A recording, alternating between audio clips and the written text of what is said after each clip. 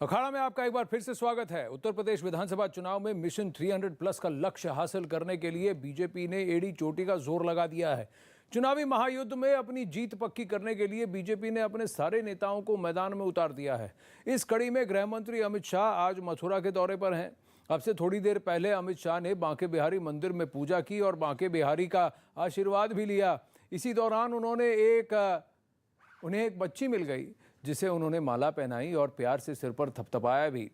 अमित शाह जैसे ही मंदिर से निकले, उन्होंने उन पर लोगों ने फूलों की बारिश की और जय श्री राम के नारे भी लगाए। बाहर निकलकर अमित शाह ने लोगों से मुलाकात भी की और अब से थोड़ी देर पहले सरस्वती विद्या मंदिर वहाँ पर लोगों को संबोधित भी किया।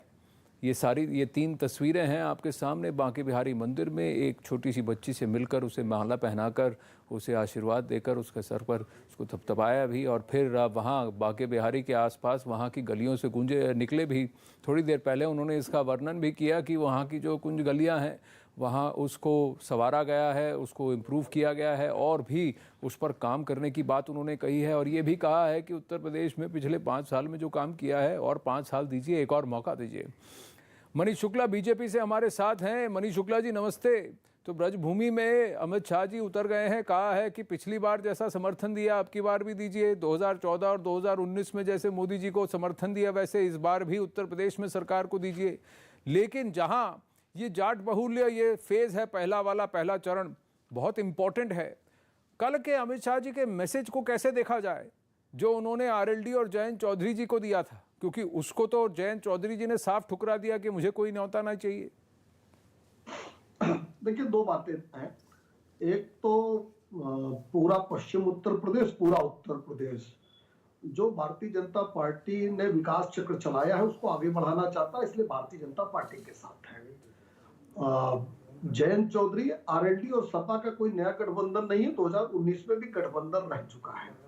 तीसरी बात जो ये कि गलत पार्टी में चले गए जयंत चौधरी, ये तस्दीक करती है उस बात को जो अजीत जी ने कही थी। स्वर्गीय अजीत सिंह ने कहा था एक बात कि जिस गाड़ी में सपा का झंडा समझो उसमें बैठा। तो हमको लगता है कि ये बात तो अजीत सिंह जी भी कहते थे कि सपा सही जगह नहीं है, उस गाड़ी में जहां झंडा लगा उसमें कौन लोग बैठते हैं, अजीत सिंह जी ने भी बताया था। तो सेम वही बात कल माननीय अमित शाह जी ने भी कही है। देखिए जो पश्चिम उत्तर प्रदेश है वहां गन्ना किसानों का रिकॉर्ड भुगतान किया गया है। सपा बसपा ने मिलकर जितना भुगतान नहीं किया था, मायावती जी और अखिलेश के समय का जो भुगतान बकाया था उसको भी किया, अपने समय का भी किया। किसानों की उपज की खरीद हम कर रहे हैं। इंटरनेशनल एयरपोर्ट ले आ रहे हैं, वो पश्चिम उत्तर प्रदेश में है।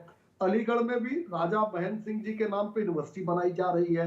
मेरठ में स्पोर्ट्स यूनिवर्सिटी बनाई जा रही है। नई चीनी मिलें बनाई गई है। पर पिछले 1-1.5 साल से जो किसान आंदोलन चलाया कानून के विरोध में, ये भी हवाला दिया जा रहा है कि 700 से ज्यादा जो मौतें हुई हैं उन परिवारों के साथ न्याय का क्या, उसका बदला लेगी। अजय मिश्रा टेनी के कृत्य पर भी बदला लेगी। लखीमपुर खीरी में जो हुआ, ये विपक्ष तो ये बात कर रहा है मनीष जी, तो कहीं थोड़ा बीजेपी टेंशन में है? नहीं, देखिए जो कृषि सुधार कानून है उस कानून के मेरिट पे कोई सवाल नहीं है, ठीक है। लेकिन लोकतंत्र में एक लोकतंत्र की खूबसूरती है कि सभी लोग का मत मिलना चाहिए और वो मत नहीं मिला तो आदरणीय प्रधानमंत्री जी ने उस कानून को वापस लिया है। रही बात लखीमपुर की, तो लखीमपुर की एक दुखद घटना हुई। दुखद घटना में जो पीड़ित परिवार था उन्होंने जो तहरीर दी उस तहरीर को अक्षरशः एफआईआर में तब्दील किया गया। जो आरोपी थे सभी लोग जेल में हैं। एसआईटी ने जिन धाराओं को बढ़ाने के लिए कहा कि उन धाराओं को बढ़ाया गया। पूरे प्रकरण में कहीं भी पीड़ित परिवार कभी भी सामने नहीं आया और आकर उसने नहीं कहा कि मेरे साथ न्याय नहीं हो रहा है।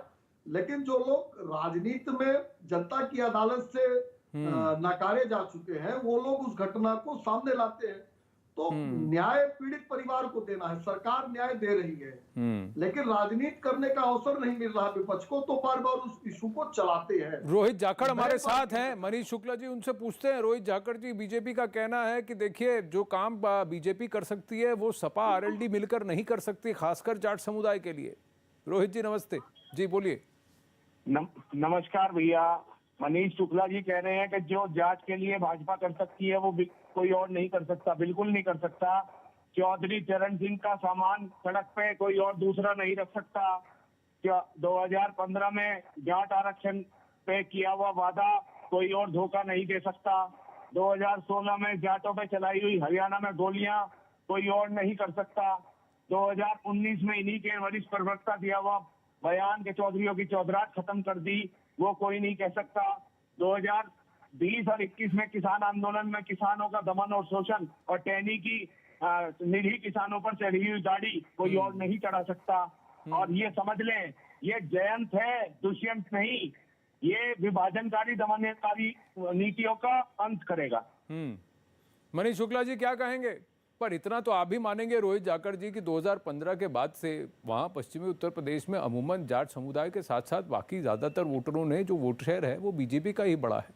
14 में हो, 14 में हो, 17 में हो, 19 में हो। लेकिन मनीष शुक्ला जी जवाब दे दें, उसके बाद फिर मैं वापस आपकी ओर। जी मनीष जी बोलिए। देखिए, मैंने पूरे संपूर्ण पश्चिम उत्तर प्रदेश में जो काम भारतीय जनता पार्टी ने वो किया, अभी भाई बता रहे थे।